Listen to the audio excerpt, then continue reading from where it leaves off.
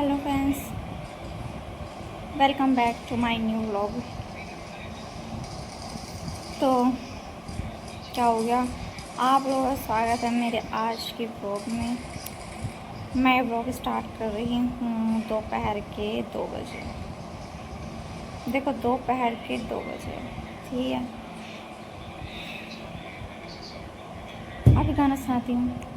तू हो तो बढ़ जाती है कीमत मौसम की, ये जो तेरी आंखें हैं शोला शबनम सी। मुझे ना सिंगिंग आती है और बहुत ही धस वाली सिंगिंग आती है। मैं आप लोगों को गा कर सुना सकती हूँ। मैं ना कैमरा हिला रही हूँ कैमरा ना हिलाना नहीं चाहिए है कभी भी, ऐसा ऐसा रखना चाहिए बस इसको।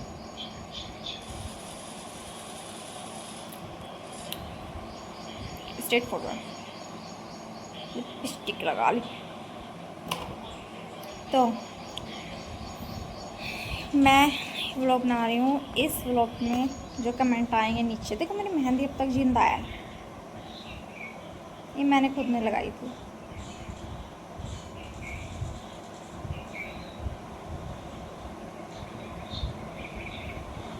उतर रही है बस थोड़ी थोड़ी सी। मैं सोच रही हूँ कि अच्छा बताओ मैं कैसी मेहंदी लगाती हूँ। मस्त लगाती हूँ ना एकदम। तो मैं सोच रही हूँ कि मैं अपने इस हाथ पे भी मेहंदी लगा लूँ।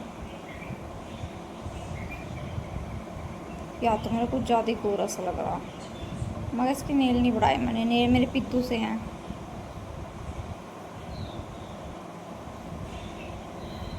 और बताओ आप लोग कैसे हैं। मेरे व्लॉग आप लोगों को कैसे लग रहे हैं, पसंद आ रहे हैं कि नहीं आ रहे हैं। मैं शांति में बैठ के बनाती हूँ व्लॉग, बस ब्लॉग नहीं व्लॉग।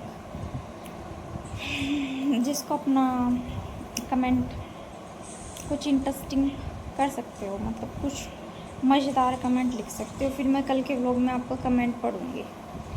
वैसे मोस्टली मैं सबके कमेंट ही पढ़ती रहती हूँ।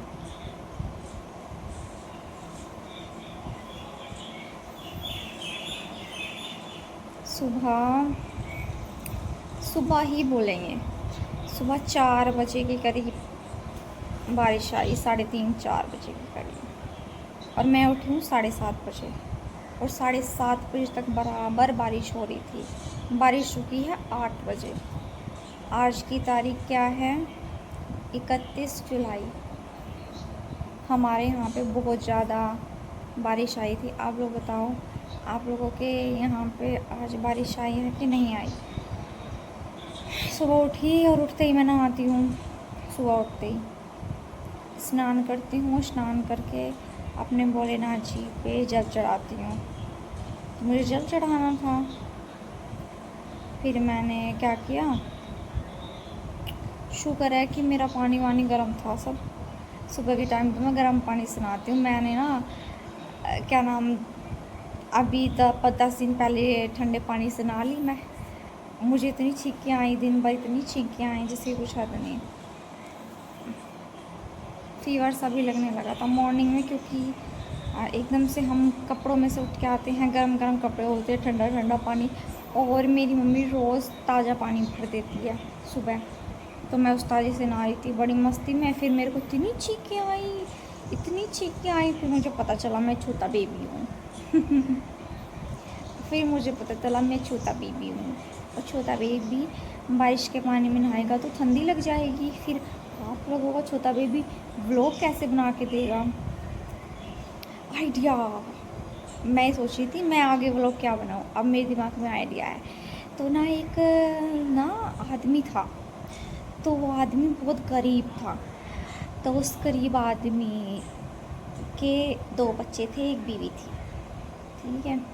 तो वो ना जा रहा था रास्ते से, तो उसे एक ऋषि मुनि मिले, बहुत सिद्ध प्रसिद्ध ऋषि मुनि मिले। तो उसने बोला मैं बहुत गरीब हूँ, मैं क्या करूँ। ऋषि मुनि ने बोला बैठ जाओ। वो बैठ गया। तो उसने हाथ आगे करो, हाथ आगे किया, तो उसने उसके हाथ पे ना रेखा बना दी, राजयोग की रेखा। तो राजयोग की रेखा बना के वो बड़ा खुश हो गया और वो चल दिया। तो जा रहा था, वो मंदिर में गया, मंदिर में हाथ जोड़ने गया वैसे ही, तो उसको 2 सिपाही पकड़ के ले गए राजमहल में। तो राजमहल में खड़े थे मंत्री जी ने बोला, वो डर गया कि मुझे क्यों पकड़ के ले गए ये राजमहल में मंत्री जी के पास में। तो मंत्री जी ने बोला कि आइए, आप हमारे नए राजा हैं। उसने बोला क्यों, ये कैसे हुआ? तो उन्होंने कहा कि हमारा राजा मर गया है, और राजा के मरने के तुरंत बाद जो कोई इस मंदिर में पहला व्यक्ति होता है, अनजान परदेसी, उसको राजा बना दिया जाता है। ठीक है, वो बड़ा खुश हो गया, इसी तरह वो राजा बन गया, उसका राजा बना दिया, राजपाट दे दिया, सब कुछ मुकुट पहना दिया। तो वो बैठा अपने कमरे में, उसने सोचा सुबह के टाइम पे मैं अपनी बीवी को गांव में से अपने बच्चों को बुला लूँगा महल में। तो उसने सोचा, फिर उसने सोचा कि अगर मैं उसे बुला लूँगा सबको पता चल जाएगा कि ये राजा कितना भिखमंगा गरीब है। तो उसने बोला नहीं, मैं अपनी बीवी बच्चों को किसी को नहीं बुलाऊंगा, मेरी बीवी ने मुझे बहुत ताने मारे थे, उसको पड़ा रहने दो वहीं, अब तो मैं राजा बन गया हूँ, मेरे को नई राजकुमारी मिलेगी, तो मैं नई राजकुमारी से विवाह करूँगा। बताओ, 2 बच्चे, बीवी को छोड़ के कह रहा मैं नई राजकुमारी से विवाह करूँगा। फिर क्या हुआ कि चलता रहा, 5 दिन हो गए। उसने सोचा कि मैं कुछ ऐसा करता हूँ जिससे मेरा दबदबा हो जाए, मतलब मेरा रुतबा हो जाए। उसने पड़ोस के राजा पे हमला करने को सोचा। उसने उसको बुलाया मंत्री को कि मंत्री जी, पड़ोस में कौन कौन से राजा हैं जिन पर हम हमला कर सकते हैं? उन्होंने बोला जितने भी राजा हैं उनसे हमारे पहले राजा के बहुत अच्छे संबंध थे, वो हमारे मित्र हैं। उसने बोला नहीं, मैं अपना दबदबा बनाऊंगा, अब तो घमंड आ गया, अब तो राजा बन गया भिखारी।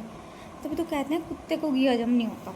ठीक है, अपनी योग्यता के अनुसार जो कुछ हासिल होता है ना, उसी की कदर होती है और उसी में दिमाग होता है, कुत्ते को घी हजम नहीं होता। तो उसने राजा पे हमला कर दिया। वो राजा की इतू सी सेना थी, तो वो परास्त हो गया। तो वो अपनी जान बचा के घोड़े पे अपने गुरु जी के आश्रम में चला गया। तो वो छिप गया। तो उसने उस राजा के महल पे हमला किया, उसकी बीवी को और उसके बच्चे को बंदी बना दिया। तो राजा को पता चला कि ऐसा हो गया। तो उसने अपने गुरुजी से मदद मांगी और गुरुजी ने योजना बताई। ये योजना के अनुसार वो राजा के महल में चला गया वेश बनाकर साधु का। तो उसने बोला कि मैं बहुत ज्ञानी साधु हूँ, ये हूँ वो हूँ, 2-4 चीज़ें बताई, और उसने उसको बहुत ऊपर कर दिया कि आप तो बहुत तेजस्वी राजा हो, ये हो वो हो। तो बोला हाँ, उसने कहा कि मैं बहुत बहुत बढ़िया मस्त पंडित हूँ, मतलब गुरु हूँ। था वो राजा जो उसने परास्त कर दिया था। तो उसके बीवी बच्चे भी कारागार में बंद थे। उसने बोला हाँ, वो मूर्ख राजा आ गया उस साधु की बातों में। साधु तो राजा था जिसकी बीवी को उसने अगवा किया था। फिर उसके गुरु ने उसको कुछ दिया लिक्विड में, मतलब कुछ जल दिया कि उसके हाथ पे वो जो राजयोग की रेखा बनाई थी गुरुजी ने, वो मिट जाए। उसने बोला कि अपने दोनों हाथ आगे करो। उसने दोनों हाथ आगे किए। पहले तो उसके हाथों पे वो जल डाल दिया। उस जल डालने से वो जो गुरुजी ने उसके हाथ पे राजयोग की रेखा बनाई थी वो मिट गई।